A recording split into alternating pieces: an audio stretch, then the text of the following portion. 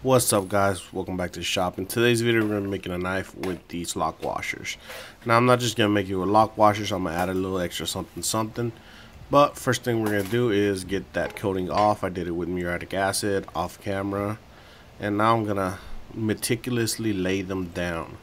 For this specific build I ended up making a canoe. I did it off camera. If you want to see me make one and go step by step on how I make it, let me know in the comments down below and I'll be sure to include that on the next build. Well, the next time I do one of these canoe builds, I'll definitely include it in there. And here I'm taking some ball bearings and I'm individually putting one in each of the circles. I'm hoping to get like an eye effect once it's all welded.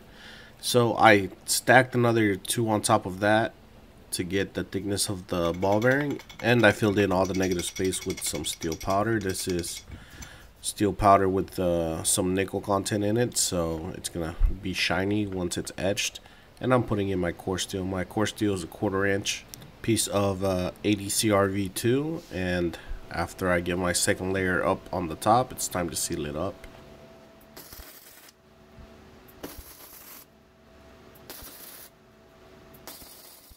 And now we're starting our presses.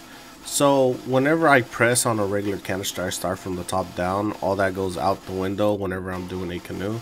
Because I have a core steel and I'm trying to keep that centered, I'm always going to be pressing to keep that centered. So I'm never going to be pressing from the top down. It's always going to be on whichever direction I need to keep centered in the center. So here I'm just going to slowly start working it out, getting it all consolidated. It's already consolidated in there, but I'm slowly drawing it out.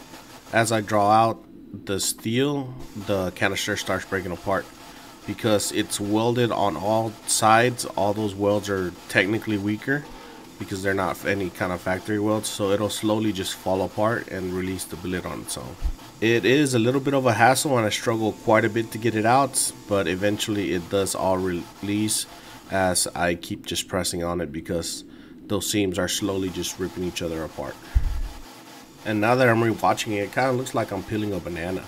I got the little stem at the bottom, but it's slowly gonna, start peeling from the sides and it'll release eventually.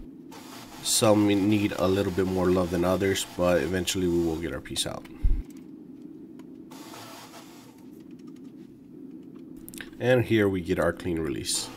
And after tossing the canister aside, it's time to start drawing out our steel.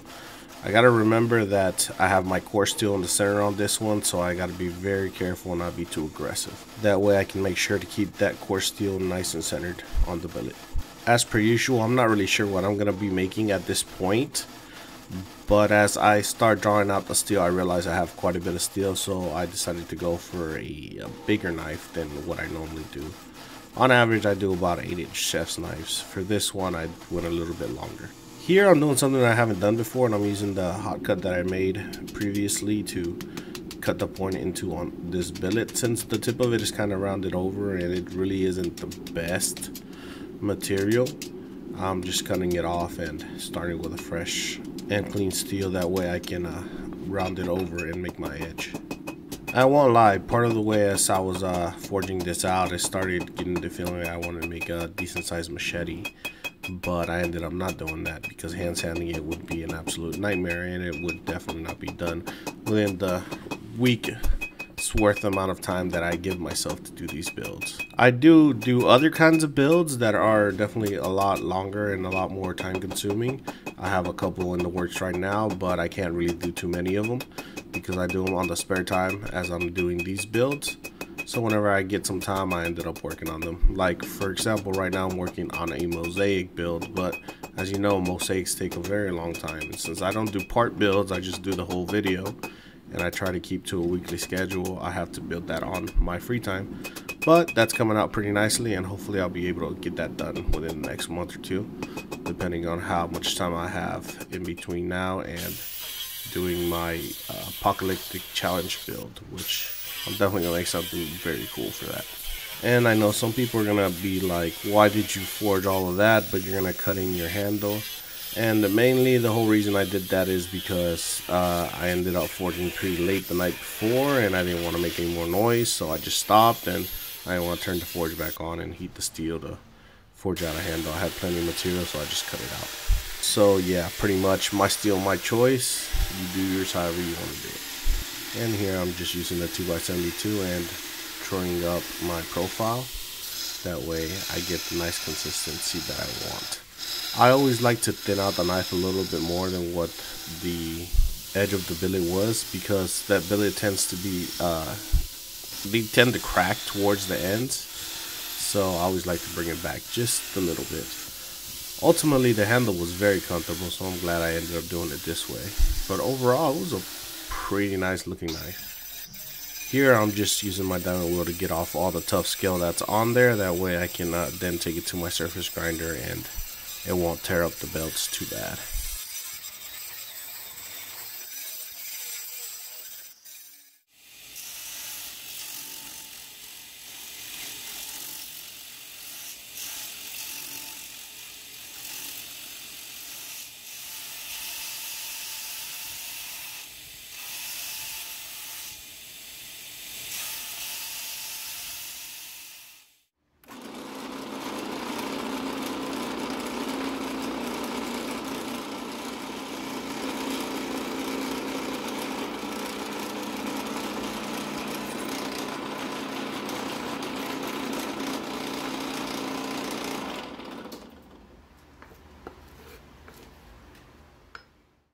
This time I made sure not to overpress my mark. I just gave it a little tap, a little love kiss, and that was it.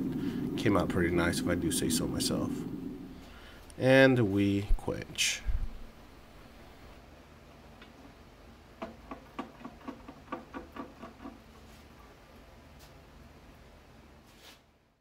Alright guys, so we are out of the temper. The knife is looking pretty good. I did have a minor warp that I already went on ahead and peened it out, so it's nice and straight. Just hit it with the carbide peen hammer and straighten it back out. Just very, very minor warps. So next up, we're gonna do our finish grind on this guy. It's looking pretty promising. You could definitely see those washers in there. Pretty cool stuff, pretty cool stuff.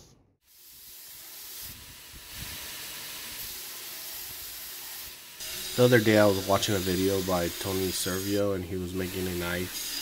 I don't really remember what knife it was off the top of my head right now, but I remember he was establishing his edge on the platen like that, and I was like, man, why don't I use the work rest to do it as well? I mean, it's common sense. It's gonna help me get a nice clean edge. So I decided to do that, and I got a very nice straight edge, and it made my work a lot easier. So I definitely recommend watching other makers and just taking some of their techniques and learning from them. Definitely recommend Tony Servio. He has some great stuff. I'll leave a link to his channel on the pinned comment down below and also in the description, so you should definitely go check out his builds. He has some very, very nice builds, and he walks you through and explains why he does it and how he does it. So if you like these kinds of videos that explain a lot and give you pretty good information and skills, definitely go check his out, because he's a way better maker than I am by far. Way more experience. Back to the build. So for this particular build, I ended up doing a stabilized burl wood for my handle material, and I ended up putting some micarta spacers in between. And my reasoning for using liners, other than the fact that it gives it a real cool pop effect and I use it to tie back into the pins that I use for my knife, is that since they are technically synthetic, or on average they are going to be synthetic, they will not absorb any moisture. So I end up using that as a barrier. That way I can put on some nail polish on the handle material. That protects the handle material and allows me to be able to etch the knife with the handle and everything on it without running any risk of it absorbing any kinds of liquids. Most stabilized woods won't absorb liquids right away. They're pretty good about not absorbing them, but they will eventually, especially after, let's say, a couple hours in coffee. It could affect the tint of the wood, or it could also give it a coffee smell, which honestly isn't that bad when you think about it, because I like, the smell of coffee, especially in the morning. But not everybody wants to have a coffee smelling handle, though I wouldn't mind.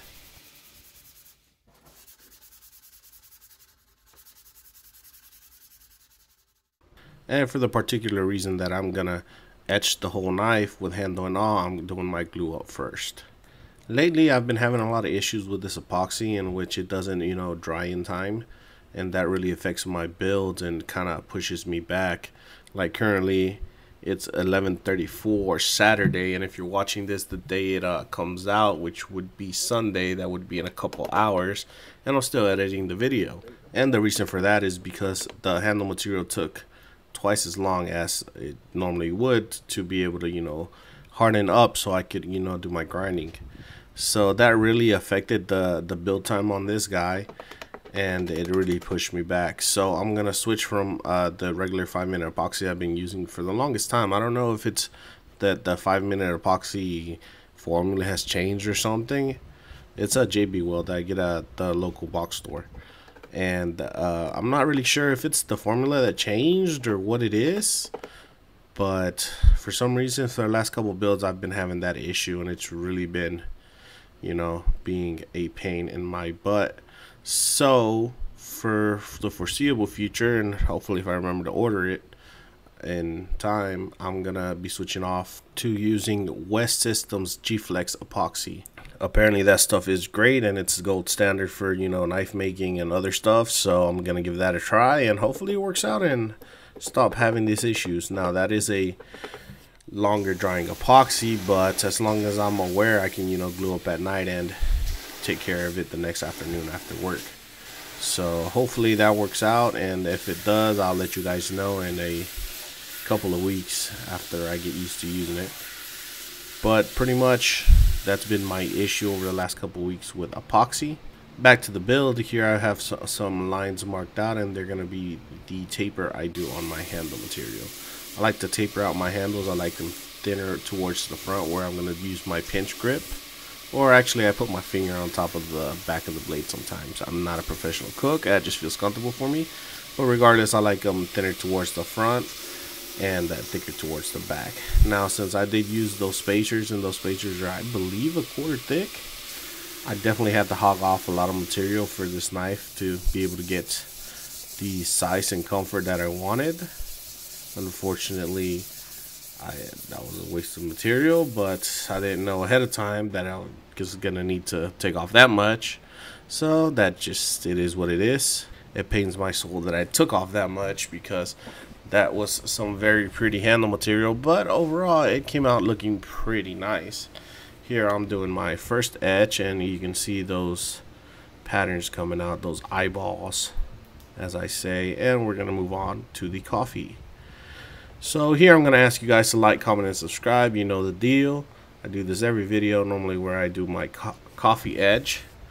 And if you like these videos, find entertainment, learn something new, make fun of me because of my terrible cutting skills, here I go to cut the water bottle because it makes me feel cool, and I hit the side of the camera.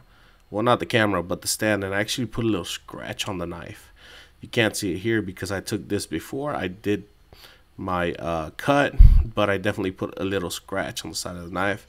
So I won't be selling this knife for the foreseeable future until I get a moment to sand that little scratch out and go through my process again of etching in coffee. So yeah, that really sucks, but I can't leave that scratch in there because it looks bad, and I can't sell that.